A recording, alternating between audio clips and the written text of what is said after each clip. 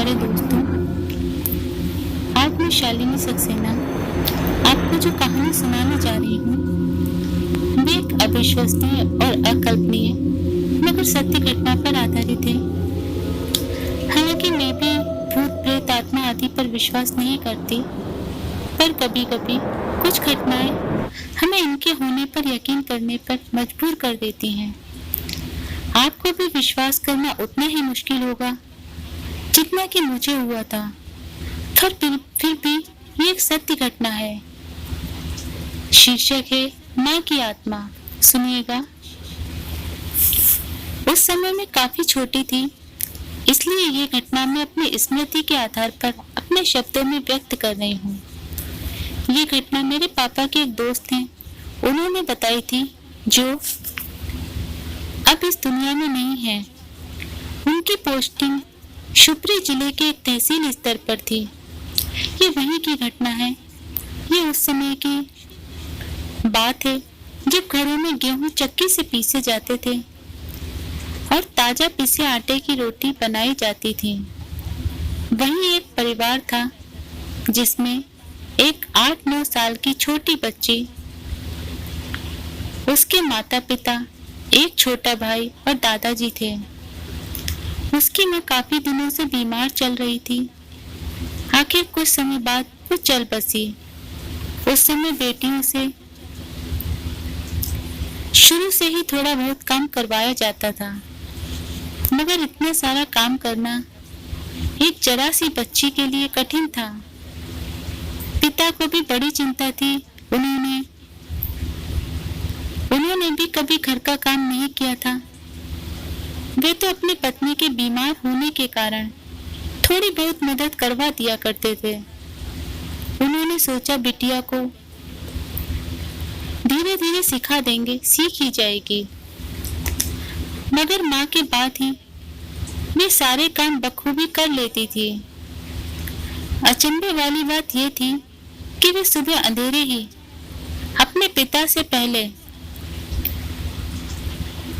पहले ही उठ इतने कठिन कार्य जैसे चक्की चलाकर गेहूं पीसना, झाड़ू बुहारू, सुबह की रसोई तैयार करना आदि बड़ी कुशलता से कर लेती थी, जबकि बाकी समय के छोटे छोटे कार्य करने में भी उसे समय लगता था। शाम की रसोई भी पिता की मदद से ही तैयार कर पाती थी। इसलिए उसके पिता को समझ नहीं आता था कि इतनी सी बच्ची सुबह 4 बजे इतने गेहूं पीसकर रसोई भी तैयार कैसे कर लेती है। पिता ने कई बार पूछा भी, मगर वे टाल जाती। एक दिन उसके पिता ने पता लगाने की ठान ही ली। वो सुबह अंधेरे रहते ही बिटिया से पहले उठ गए और जहां उनकी बेटी चक्की चलाती थी वहीं छिपकर देखना चाहा, किंतु कुछ ही देर बाद जो कुछ हुआ वे काफी अकल्पनीय और अविश्वसनीय था। उन्होंने देखा उसकी पत्नी आकर बेटी का सारा काम कर सूर्योदय से पूर्व ही चली गई। बेटी ने यह सब जानते हुए भी किसी से कुछ नहीं कहा। शायद उसकी माँ ने मना किया होगा। बेटी से तो रोज ही बात होती थी, मगर उसके पिता के लिए यह सत्य चौंकाने वाला था। वे अपनी पत्नी से बात करने के लिए बढ़ा ही था कि वे गायब हो गई। अब उसने अपनी बेटी से पूछा, तब उसने बताया कि माँ के जाने के बाद ये चक्की चलाने और इतना सारा काम मैं कैसे करती, यही सोचकर मैं रो रही थी। तभी माँ आई। उसने मुझे चुप कराया और बोली कि मैं रोज सुबह सारा काम कर जाया करूंगी, मगर ये बात किसी से ना कहना, अपने पापा से भी मत कहना, वरना मैं कभी नहीं आ पाऊंगी। इसलिए माँ के कहने पर मैंने आपको नहीं बताया और वे रोने लगी कि अब माँ कभी नहीं आएगी। पिता ने किसी तरह उसे समझाया और सुला दिया। मगर पिता दिन भर अपनी पत्नी के बारे में ही सोचता रहा कि कैसे उससे बात करूं। काश मैं उसे रोक सकता, उससे बातें कर सकता। इसी सोच विचार में दिन निकल गया, पर रात को भी उसकी आंखों में नींद नहीं थी। उसे तो भी रात के अंतिम पहर का इंतजार था, जब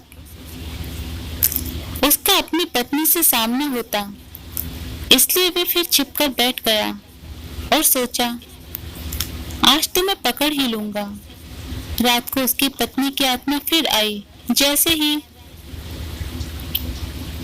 उसने देखा, उसने पकड़ना चाहा, तो उसके हाथ में पत्नी की एक चादर आ गई जो उसने ओढ़ रखी थी।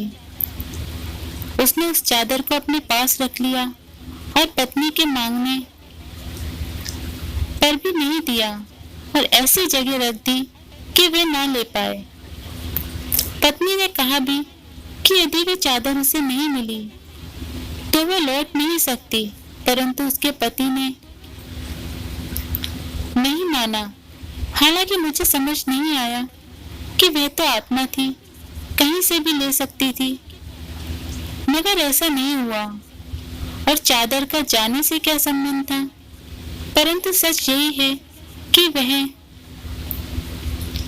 चादर नहीं ले पाई और इसलिए वह वापस भी नहीं लौट पाई और अपने पति व बेटी के साथ ही रहने लगी। समय बीतता रहा। उसने चादर को ढूंढने के काफी प्रयास किए, मगर उसे नहीं मिली। समय के साथ जब उसकी बेटी बड़ी हुई तो उसकी शादी पक्की कर दी गई। शादी की तैयारियां भी पूरी हो गईं और शादी का दिन भी आ गया। सभी लोग अपने अपने कामों में व्यस्त थे। माँ भी अपनी बेटी की शादी की तैयारी में लगी रही, मगर सब कुछ होने के बाद भी वे लौटना चाहती थी। इससे ऐसा लगता है कि शायद वे दुनिया इस दुनिया से ज्यादा बेहतर होगी। खैर, पिता भी अपनी बेटी की शादी में इतना व्यस्त थे कि अपनी पत्नी की वास्तविक पहचान उनके दिमाग से उतर गई और उसने एक बक्से की चाबी देते हुए अपनी पत्नी से कुछ लाने के लिए कहा। ये क्या? जैसे ही उसने बक्सा खोला, उसमें वही चादर मिल गई। उसने बिना देर किए वे चादर ले ली। वो सोच रही थी कि वे जाए या बेटी की विदाई तक रुके। जब देर हुई और वह नहीं आई, तब उसके पति को ध्यान आया, मगर जब तक वह दौड़ कर आया, उसकी पत्नी भी चादर ले चुकी थी। सबने उसे रोकना चाहा, मगर उसने सबको समझाया कि आप सबके इतने प्यार के बावजूद भी मेरी असली खुशी अपनी दुनिया में वापस जाने में ही है। और अपनी बेटी को आशीर्वाद देकर वो चली गई। बेटी की विदा भी हो गई। आज तो कई पीढ़ियां बीत गई होंगी, मगर सुना था उस समय कि उस परिवार की वो बेटी की नाती नातनी अर्थात बेटी का बेटा व बेटी उस समय भी वहां रहते थे। इस कहानी में कितनी सच्चाई है मैं नहीं जानती, बस उन अंकल के कहे अनुसार और अपनी स्मृति के आधार पर मैंने अपने शब्दों में व्यक्त किया है। पर इससे एक बात तो सिद्ध होती है कि माँ का प्यार कभी कम नहीं होता, ना तो इस दुनिया में और ना ही उस दुनिया में जाने के बाद। आपको कहानी कैसी लगी? कमेंट बॉक्स में अपने विचार लिखकर अवगत कराइएगा और मेरे चैनल शालिनी गीतिका को लाइक करें, सब्सक्राइब करें और शेयर करें तथा बेल आइकन पर क्लिक अवश्य कीजिएगा, जिससे कि आने वाली नई कहानी और कविताओं के नोटिफिकेशन आप तक पहुंच सकें। धन्यवाद।